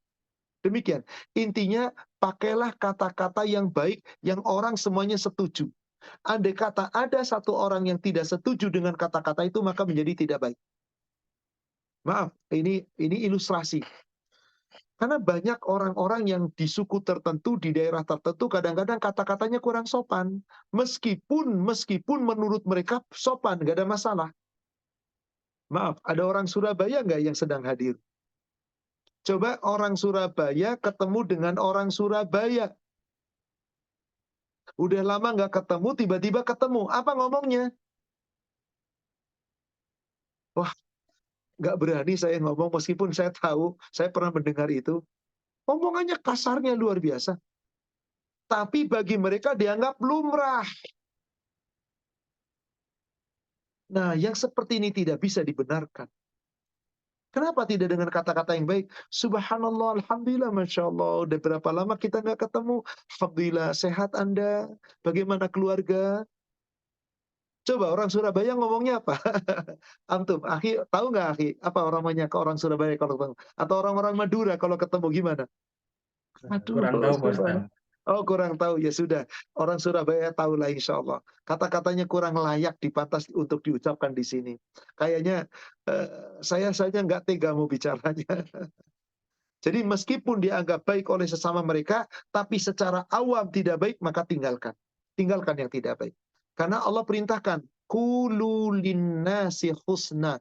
Berkatalah kepada manusia dengan kata-kata yang baik. Dan ini perintah Allah kepada Bani Israel. Silakan nanti lihat surat Al-Baqarah, surat 2, ayat ke-83. Nanti ada di ujung ayatnya diperintahkan oleh Allah, wa qulu linnasi husna. Hendaklah kamu berkata kepada manusia dengan kata-kata yang baik. Wallahu a'lam. Demikian. Terima kasih Pak Ustadz. Pertanyaan selanjutnya, bagaimana sikap kita jika menghadapi orang yang terlahir dengan kondisi tidak normal? Laki-laki seperti perempuan atau sebaliknya atau LGBT. Apakah kita harus menghindar sementara orang tersebut terlahir atas kehendak izin Allah Subhanahu wa taala? Terima kasih. Saya koreksi. Kalau mengatakan LGBT terlahir atas izin Allah, orang laki-laki kemudian menjadi perempuan terlahir atas izin Allah. Kemudian orang perempuan terlahir seperti laki-laki menjadi seperti laki-laki atas izin Allah. Saya koreksi, jangan cuma atas izin Allah. Betul, qadarullah, ketetapan Allah. Tapi Allah tidak suka orang-orang yang kemudian merubah dirinya. Anda perempuan, lahir tiba-tiba Anda punya sifat gagah. Hormonal laki-lakinya lebih dominan. Sehingga seakan-akan seperti gagah. Nggak apa-apa, tapi tetap perempuan. Anda laki-laki, kemudian Anda jenis kelaminnya laki-laki, tapi kemudian Anda sifatnya kemayu kayak perempuan, nggak apa-apa, tapi Anda tetap laki-laki. Jangan kemudian merubah diri Anda menjadi perempuan, yang perempuan merubah menjadi laki-laki. Jangan. Kalau Anda merubah, Allah tidak ridho.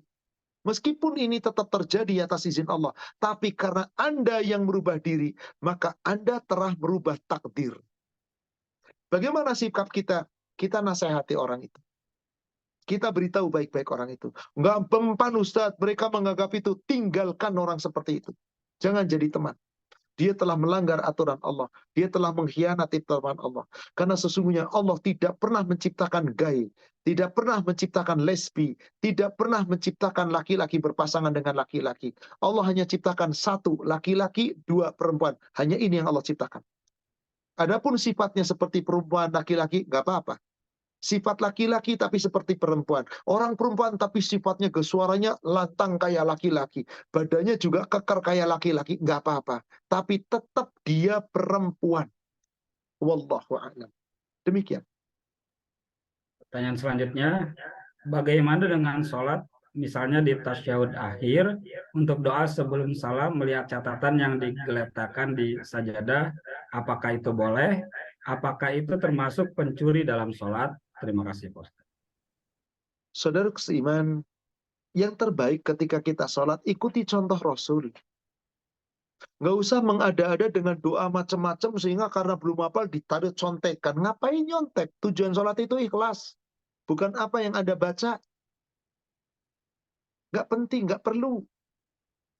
Apalagi cuma doa. Berbeda ketika baca Quran. Telah sepakat ulama, khusus sholat-sholat tatawwu, sholat-sholat sunnah yang panjang di malam hari, Anda boleh pegang kitab. Anda boleh pegang mushaf. Bahkan Anda boleh pegang handphone misalkan, gadget, di mana Anda bisa membuka ayat lalu membacanya. Boleh. Tapi kalau doa-doa yang dituliskan kemudian dicontek dibaca, tidak penting, tidak perlu. Cukuplah doa yang telah dicontohkan Rasul. Itu sudah terbaik. Kenapa? Karena Rasul berwasiat. Apa wasiat Rasul? Lihat di Bulughul Maram 347. 347 dari Malik bin Khuwairis. Semoga Allah meridainya. Rasulullah SAW bersabda, "Sallu kama ra'aitumuni usolli." Salatlah kamu sebagaimana kamu melihat aku salat. Sudahlah, ngikutin Rasul. Doa-doanya yang dicontohkan Rasul, nggak usah nyontek, singkat, berlat, padat. Dah, doa-doa Rasul itu telah mencakup dunia dan akhirat. Nggak perlu panjang-panjang, udah satu yang dicontohkan itu diulang-ulang, nggak masalah. Doa ruku sudah ada ketetapannya, doa sujud sudah ada, demikian semuanya sudah ditetapkan. Ikuti hadis ini, sallu kama ra'aitumuni usolli, salatlah kamu sebagaimana kamu melihat aku salat. Maka Rasul teladan terbaik, insya Allah pasti benar. Wallahu a'lam.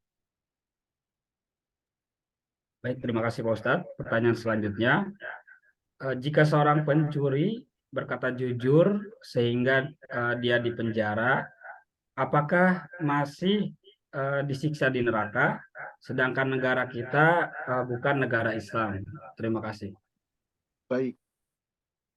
Kalau kita merujuk kepada dalil, di surat 5 ayat 38, di kitab Bulughul Maram nomor hadis 1260,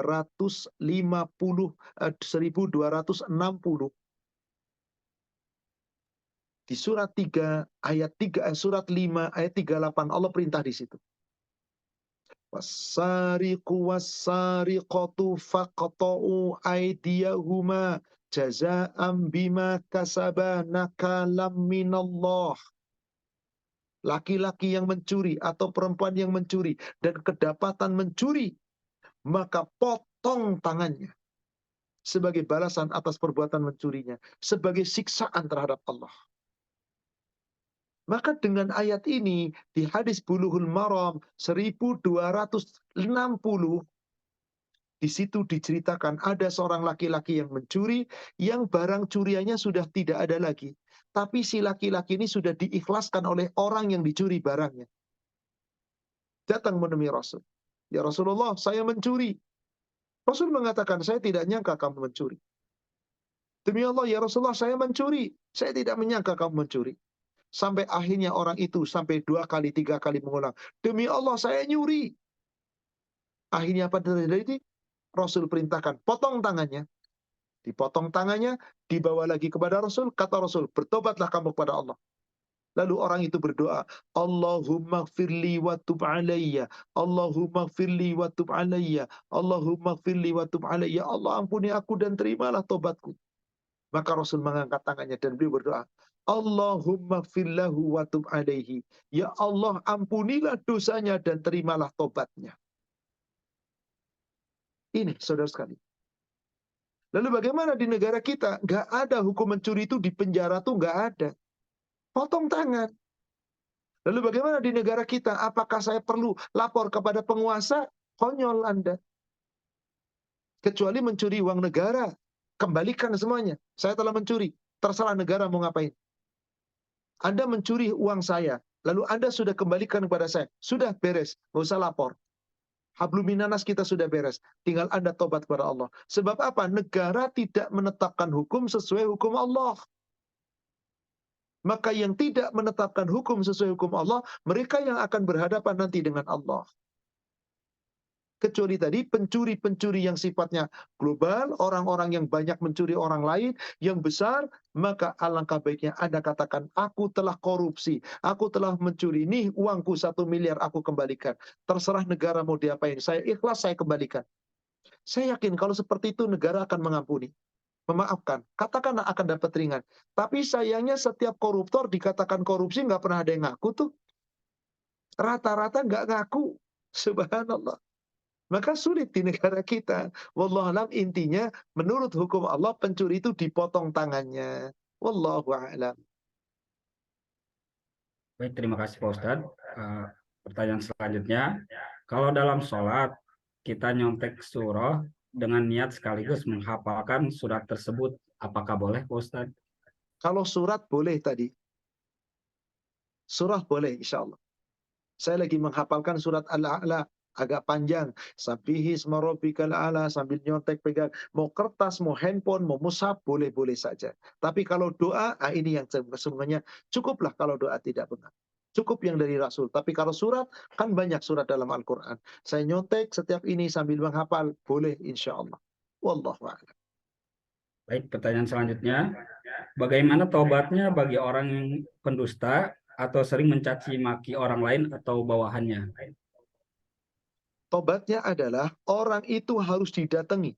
Yaitu orang yang pernah Anda caci, yang pernah Anda maki dari bawahan itu. Maaf, dulu saya pernah mencaci Anda. Saya pernah memaki Anda, tolong maafkan saya.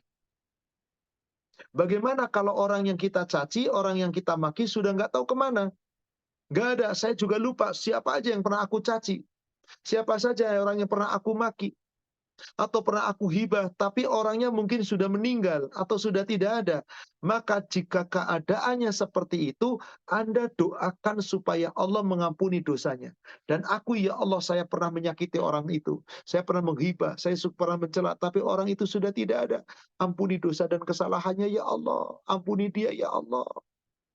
Sebagaimana yang Rasul sampaikan di Bulughul Maram nomor hadis 1546.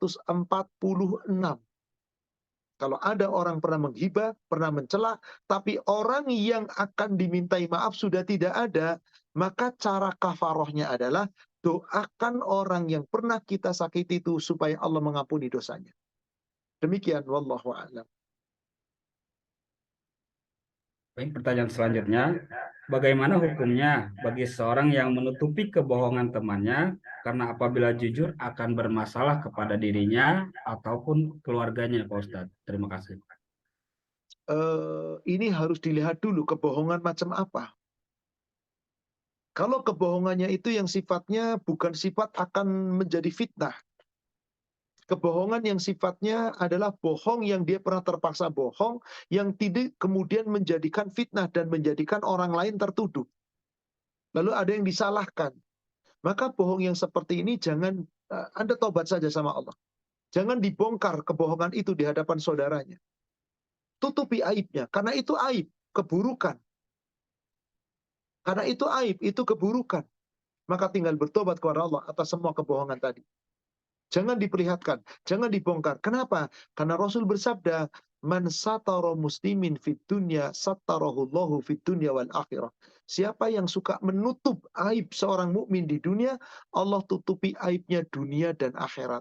Jadi Allah akan menutup aibnya di dunia dan akhirat. Berarti yang terbaik adalah jangan kita membongkar aib orang lain. Jangan kita membongkar aib kepada saudara yang lain.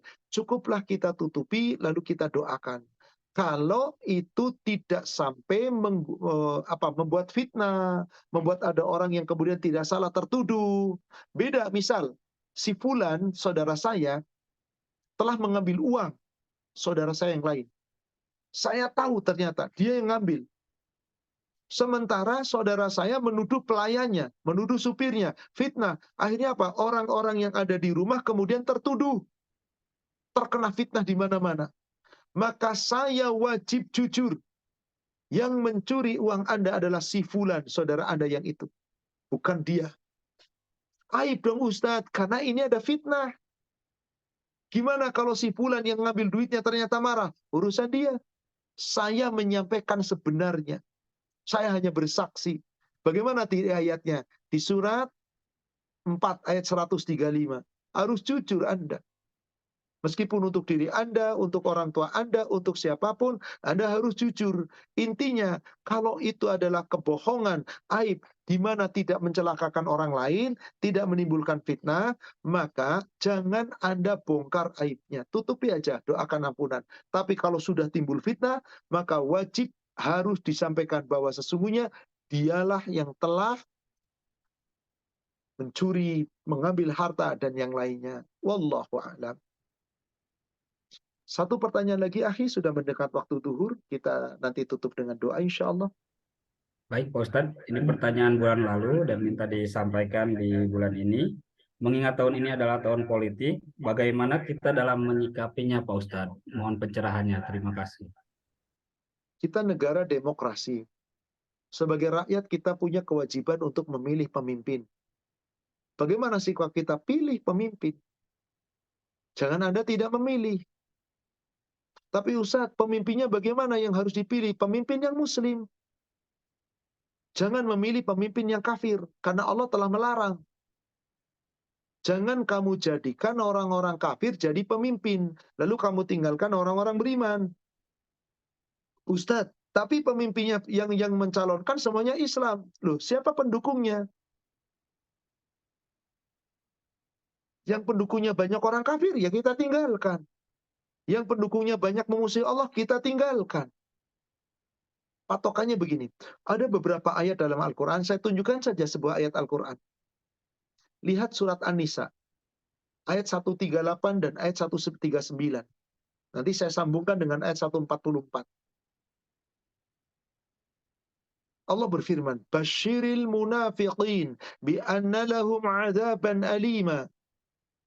Sampaikan kabar gembira kepada orang-orang munafik. Mereka akan dapat siksaan yang sangat pedih. Menurut Anda siapa orang munafik? Orang Islam. Siapa orang Islam yang dikatakan munafik? Perhatikan pelan-pelan. Lihat ayat ke-139-nya. Alladzina yattakhidunal kafirina awliya'a min dunil mu'minin. Orang munafik adalah orang-orang Islam yang memilih orang-orang kafir sebagai pemimpin lalu meninggalkan orang mukmin. Munafik. Jadi nggak boleh pilih orang kafir. Tapi sekarang kan orangnya Islam semua. Tapi yang mana yang dipilih? Lihat di belakangnya kafir bukan cuma orangnya, pendukungnya. Lihat. Di belakangnya siapa? Maka 144-nya Allah berfirman, Ya ayyuhalladzina amanu, hai orang-orang yang beriman, la tattakhidul kafirina awliya min dunil mu'minin. Jangan kamu jadikan orang-orang kafir menjadi pemimpinmu, lalu kamu tinggalkan orang beriman. Aturiduna an taj'alu lillahi 'alaikum sultanan mubina? Apakah kamu hendak memberi alasan yang jelas bagi Allah untuk menghukum kamu? Kenapa kamu Islam tapi nggak milih orang yang Islam benar-benar Islam? Dari Islam semua kita bisa lihat mana yang kira-kira paling dekat dengan Islam, yang paling membela Islam, mana yang cuma tiba-tiba mengaku Islam. Kan kita bisa lihat di sini. Bismillah, sikap kita adalah kita harus memilih sesuai dengan apa yang Allah perintahkan pada kita. Pilih orang-orang yang semoga beliau adalah amanah, yang minimal memiliki keislaman, yang ingin membela keislaman. Jangan pilih orang-orang yang mereka bersinergi dengan orang-orang kafir. Wallahu a'lam. Tapi ingat, jangan kita ribut, jangan berpecah belah, jangan gontok-gontokan. Beda pilihan, beda selera silakan. Akan tetapi yang penting, yakinlah, tiap kita pun akan dimintai pertanggungjawaban. Wallahu a'lam. Demikian saudaraku seiman yang semoga dirahmati Allah. Sebelumnya saya mohon maaf kepada Becis Talim Naima, kepada Ibu Puji dan Pak Gunawan. Untuk bulan depan, qadarullah saya akan bertugas membimbing umroh. Pekan kedua, pekan ketiga saya masih berada di Tanah Suci, jadi kemungkinan saya baru kembali menjelang pekan keempat. Jadi saya off untuk bulan depan pada kajian Naimah. Jadi untuk ini kita selesaikan, kajian ini sudah selesai pekan ini, insya Allah berarti bulan Desember kita baru akan ketemu lagi, sebab bulan Novembernya saya izin off untuk para jamaah Naimah semuanya. Mudah-mudahan dimaklumi. Mari kita akhiri dengan doa dan kita mohon kepada Allah, kita munajat kepada Allah. Semoga Allah mengabulkan doa kita.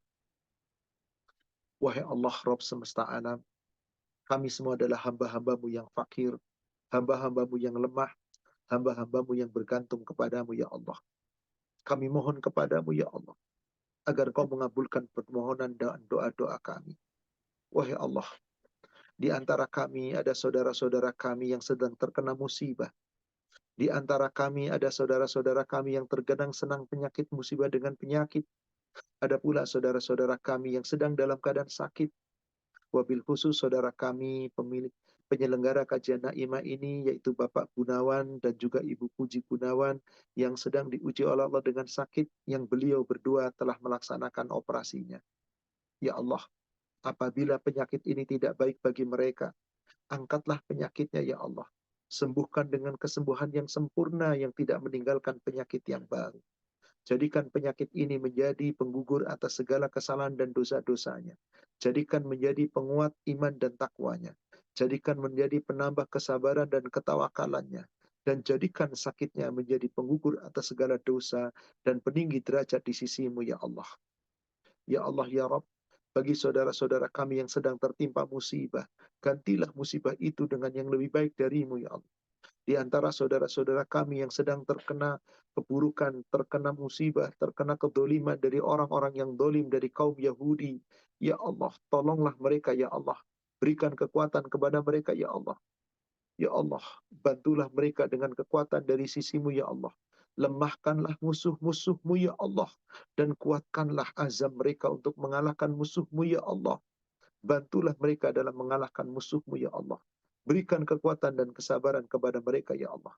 Dan kepada saudara-saudara kami yang gugur di medan perang, gugur karena telah dibombardir oleh orang-orang Yahudi, jadikan mereka menjadi orang-orang yang syahid di hadapanmu ya Allah. Jadikan mereka menjadi orang-orang yang meninggal dalam keadaan syahid dan ganti untuk mereka dengan surga. Ya Allah ya Rabb, di antara kami ada yang sedang dalam kesulitan, dalam kesusahan. Ya Allah, angkatlah kesusahan dan kesulitan kami. Gantilah dengan kemudahan yang datang darimu. Dan ridhoi kami agar senantiasa meraih kemudahan di sisimu. Ya Allah ya Rabb, ampuni segala kesalahan dan dosa kami, kedua orang tua kami, saudara-saudara kami, kaum muslimin, kaum muslimat, mukminin, mukminat, dimanapun mereka berada, baik yang masih hidup maupun yang telah Engkau wafatkan. Ya Allah ya Rabb, jadikan untuk kami ya Allah, keluarga kami menjadi keluarga yang sakinah, mawaddah, warahmah. Jadikan untuk kami anak keturunan kami menjadi anak keturunan yang saleh dan salihah, yang birrul walidain, yang qurrata a'yun, dan jadikan mereka adalah orang-orang yang tetap mendirikan salat, orang-orang yang kokoh iman dan takwanya, istiqomah di atas iman dan takwa. Ya Allah ya Rabb, Engkau yang senantiasa membolak-balikkan hati kami, teguhkan hati kami di atas agamamu. Engkau yang senantiasa memalingkan hati kami, palingkan hati kami agar tetap taat di atas agamamu, taat di atas ketakwaan dan taat di atas ketakwaan dan kesabaran karenamu. Ya Allah ya Rabb, jadikan pula kami menjadi hamba-hambamu yang tetap terpimpin di atas petunjukmu. Jauhkan kami ya Allah dari segala keburukan akhlak kami. Jauhkan kami ya Allah dari segala keburukan amal ibadah kami. Jauhkan kami dari segala keburukan hawa nafsu kami. Dan segala keburukan-keburukan penyakit-penyakit hati kami. Rabbana atina fid dunya hasanah wa fil akhirati hasanah wa qina adzabannar. Wa sallallahu ala sayyidina Muhammadin wa ala alihi wa ashabihi ajma'in. Wa akhiru da'wanil hamdulillahi rabbil alamin. Amin ya rabbal alamin. Baik, mari Bapak Ibu sekalian kita sama-sama akhiri dengan membaca doa kafaratul majelis. Subhanaka Allahumma wa bihamdika asyhadu an la ilaha illa anta astaghfiruka wa atubu ilaik. Alhamdulillah billahi taufik. Assalamualaikum warahmatullahi wabarakatuh. Waalaikumsalam warahmatullahi wabarakatuh. Baik, saya mohon pamit kepada Pak Gunawan, Ibu Puji, dan seluruh moderator. Saya mohon pamit. Barakallahu fikum, jazakumullahu khairan. Baik, terima kasih. Terima kasih Ibu Terima kasih, Mbak Puji. Puji. Terima kasih Pak Pak Daryo Ustadz, terima atas kasih. semuanya. Semoga ilmu Mohon tausiahnya bermanfaat pamit. buat para jemaah semuanya, dan para jemaah bisa mengamalkan ilmu yang sudah didapat dalam kehidupan sehari-hari. Kita jadikan keluarga kita keluarga yang islami dan keluarga yang Amin. Allah Amin, amin. Kurang lebihnya mohon maaf admin dalam bertugas. Billahi taufik wal hidayah. Wassalamualaikum warahmatullahi wabarakatuh.